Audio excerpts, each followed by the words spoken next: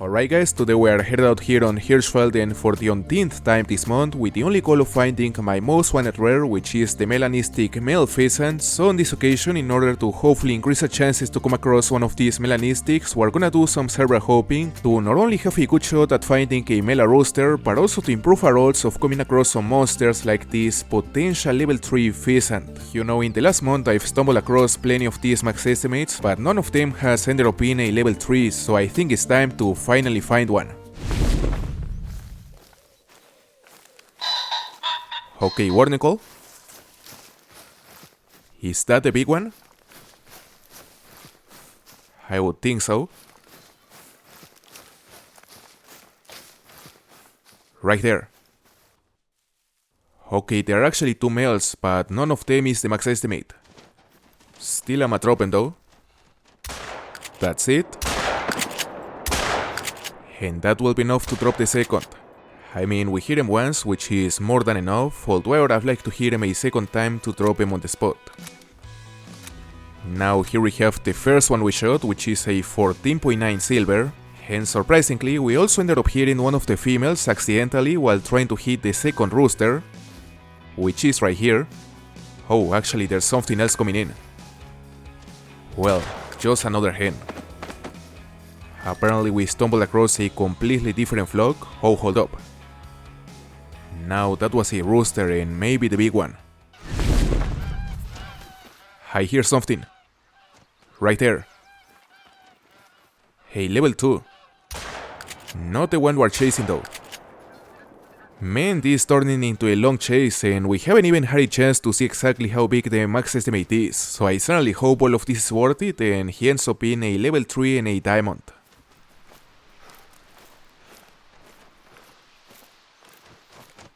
Okay, maybe the big one?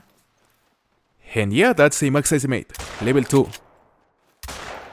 Apparently we hit him the second time, so he's definitely gonna die, and as you could see, the top estimate was 20, which means that he could be diamond. He is quite far from the minimum diamond requirement, so he's only a medium-sized gold, and as you can see, we tracked it for 3 kilometers, and luckily we managed to hit him, although not sure why this counted as a hit, as the pellet went way over this pheasant, but anyway, let's continue. Man, is that a diamond? I mean, that level 2 roader is massive. He has a top estimate of 81 and what I believe are the small diamond antlers. So I wouldn't be surprised if it actually turns to be a diamond. You know, we gotta shoot him as soon as possible using the Moradi model 1897. Let's see. He's about 150 meters out. We just need a broadside angle.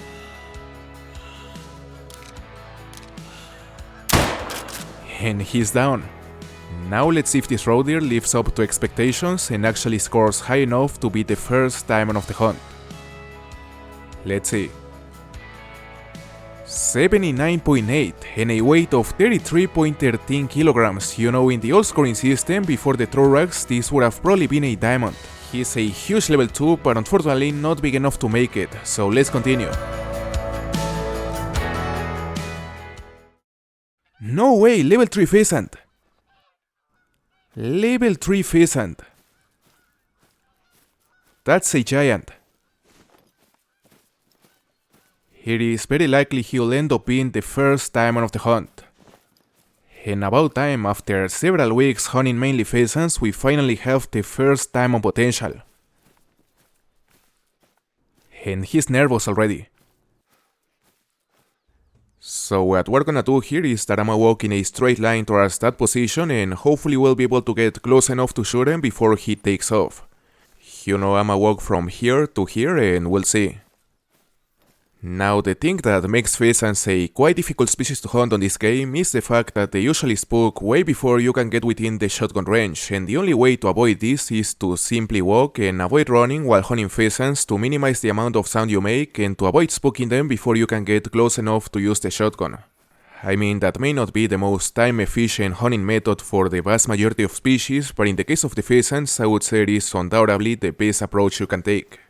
For example, on this situation, I would expect this level 3 pheasant to still be nervous, and he's probably gonna give us a warning call at any moment, which will be like the sign to start running directly towards him, because right after making a warning call, they still stay like 5 seconds on the ground before flying away, so we gotta hurry once we hear it.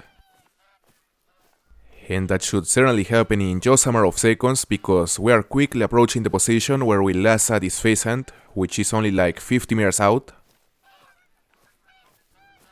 So at any moment, he will notice us, and he will give us a call.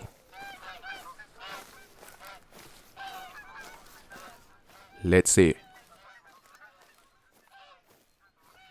He was here.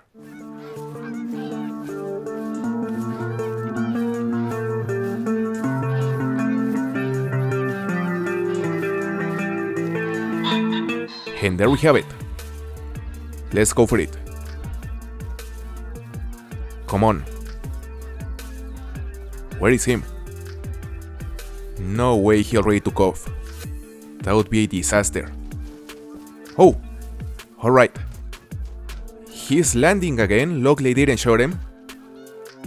And now this should be an absolute piece of cake. And he's down. Finally a level 3 pheasant after several months since the last one. Now let's see if it is in fact the first diamond of the hunt. Fingers crossed. 20.67, he's a diamond. Luckily we didn't have to chase him for too long, since he landed on an open area where it was quite easy to see him, and we ended up with a tracking distance of only 300 meters. Really nice trophy, and certainly an amazing diamond to be the first one of the hunt. Now let's continue.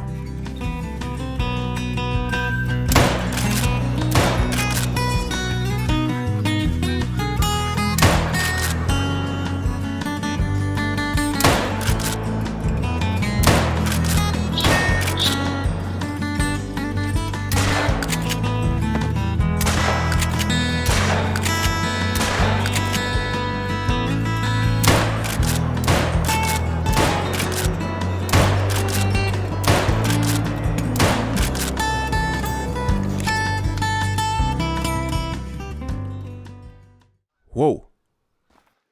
Look at that. Level 3 roe deer. I've been tracking this max estimate for about 500 meters, and surprisingly he ended up being a max level roe deer just one server after getting the diamond pheasant. You know, I would certainly expect this buck to be the second diamond of the hunt and our second diamond roe deer in the last couple weeks. Now at the moment we're at one of the multiple roe deer rest times, which means that as soon as he stops fleeing, he will go and he will probably start resting again not too far from this area. So what I'm gonna do to maximize our chances to spot this roe deer while he's bedded is to be really patient and especially be really careful while moving. We cannot run.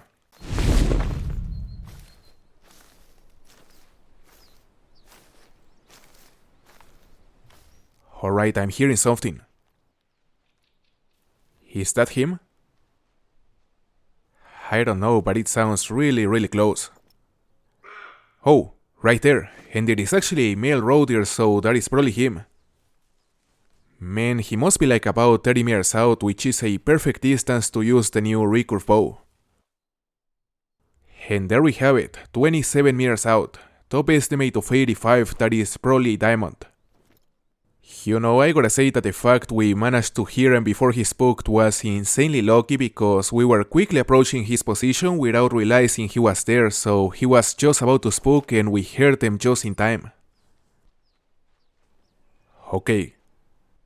We are ready. Less than 20 already. Unfortunately he's head on at the moment, which is not a great angle to use the recurve. We gotta wait until he goes broadside. You know, to be able to be accurate without a sight. I'ma get on top of this rock to gain some elevation and get a better view at this roe deer, since we need to be able to see it perfectly. Let's see. Alright, he's broadside. Come on. And that's it. We just dropped what is perhaps the second diamond of the hunt, a diamond roe deer, which also turns to be the second max level we drop using this new takedown recurve bow after getting a diamond bison last week. He's an 82.45, he's a diamond, barely. We managed to get him after a tracking distance of 1.44 kilometers using the new recurve bow at 17 meters with a double long. Very nice trophy.